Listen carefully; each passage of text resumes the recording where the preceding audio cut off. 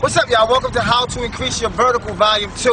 You've been waiting for it, here it is. Now this is going to be a tutorial. I'm going to show y'all a few more exercises that you can do. If you've been doing the first ones, it's been a few weeks, you're like, why didn't you put up part 2? Because you got to do part 1 for a few weeks before you get to part 2, okay? Another thing, this is not a tutorial displaying Daystorm's vertical. This is to help increase your vertical. So don't be like, oh, he didn't jump that high on that one. This is giving you exercises so you can get better. On part 1, we discussed dorsiflexion and plantar flexion, right? Now this is very important.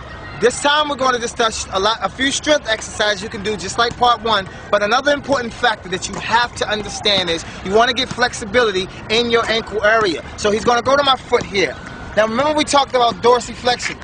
A lot of people who are jumpers, they only can bend up about that far. But you want to be able to have enough flexion where you can bring your foot up really high. If you notice, I'm almost into a complete V. That gives me more strength to work with when I go to step. That means I can push and I can get more flexion. And another thing that a lot of people need to know, you can stay on my foot, and is being slim around the ankle area. If you notice, a lot of the greater jumpers in the world, they can react a lot faster when you're slim in your ankle area and in your lower Achilles area. If you have really fat, as they call them cankles, or really fat shins, you might want to lose a little bit of weight and get thin in that ankle area. So I'm going to go over here and test the rim to make sure it's 10 feet real quick. I'm just going to jump vertically. Okay, so we got a 10-foot rim. Okay, so now that we're touching the rim, folks, and we are touching the rim because we did volume 1, right? Yeah. What we're going to do is, another important drill is to try to touch the rim from a distance. First, you want to stand under the rim, leap up and grab the rim, which is basically what we did in part 1. We leaped up and we grabbed the rim. Then we want to step back a little further, and then you leap up and you touch the rim. You can do it with one hand until you're safe enough to do it with 2.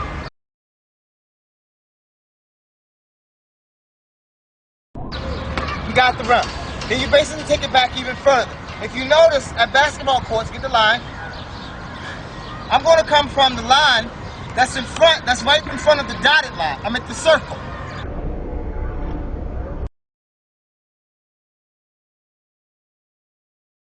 So if you can touch the rim from basically this line behind the dotted line, you're probably dunking a basketball. A lot of athletes, they have problems in their knees. If you're on the blacktop a lot and you're playing a lot of basketball, this exercise strengthens your lower quad, which is your vastus lateralis, and this quadricep muscle here.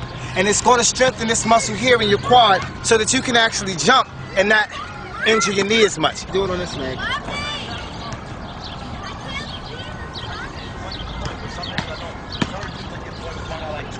Every time you're training for jumping, you want to train for explosion. Every exercise you do is quick and it's explosive. So a split squat is basically, it's very explosive. You want to come down to this angle here and you want to explode up.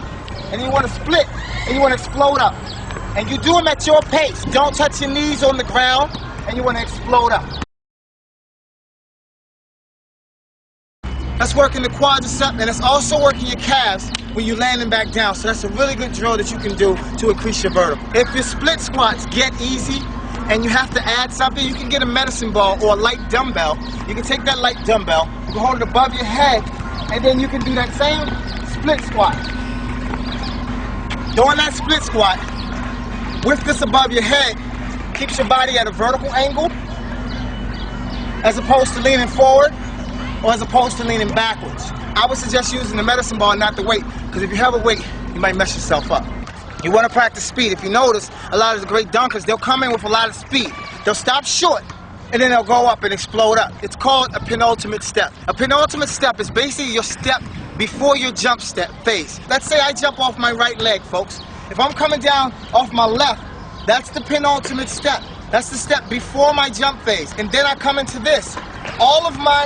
You can take it back up. All of my momentum came from that because I dropped my momentum low. When you drop your momentum low and then you come into your final step, you're going to automatically jerk and propel forward. If you slow down tapes, you'll notice a lot of basketball players, a lot of track runners are taking a penultimate step before they jump. They'll take the penultimate step, and in their final phase, they come in and then they propel themselves forward and up. If you don't have enough speed behind you, you won't get up high. If you notice, the greater jumpers are the faster runners.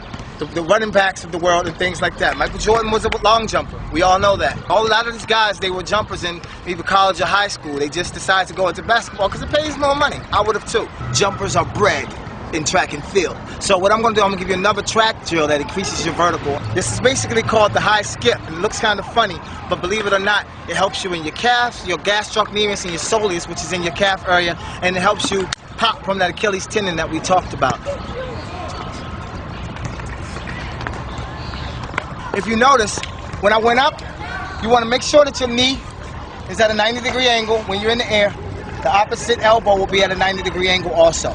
But when you get to your maximum height, you want to make sure that you propel your hips forward. By propelling your hips forward, it will give you that extra oomph that you need, or the extra distance that you need to stay airborne for a longer period of time. You see some guys, they jump, and you say, wow, he went up. And then it looked like he went up again. How the hell did he do that? Well, that's one of the drills that you can do in practice so that you can get that extra jump. Get yourself a medicine ball. My medicine ball, core ball, this ball is about 8 pounds. And this is much heavier, of course, than a basketball. You stand under the rim, you squat down, and you tap the rim with the medicine ball. And then you step back and you do it again. By jumping with heavier weight in your hand, nothing like, don't use dumbbells. Because if you come back down, you'll bust yourself in the head and you'll be in trouble.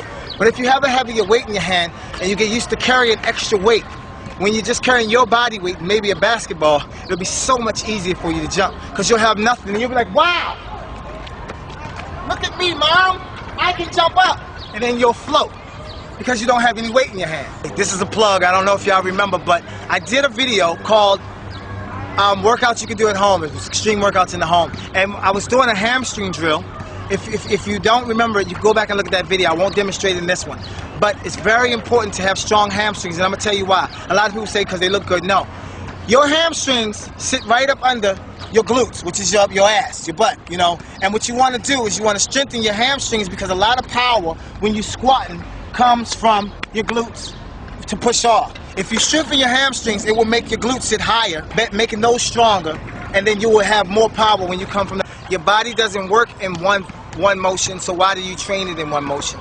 So it's like when you're training for your vertical and you want to jump higher. When you're playing basketball, you're all over the court. You're moving around. You're trying to cross somebody up. So you have to train your body laterally.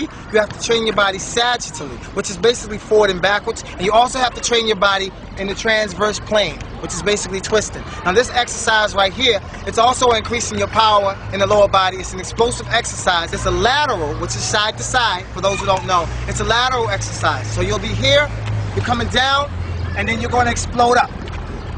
You come down, and then you explode up.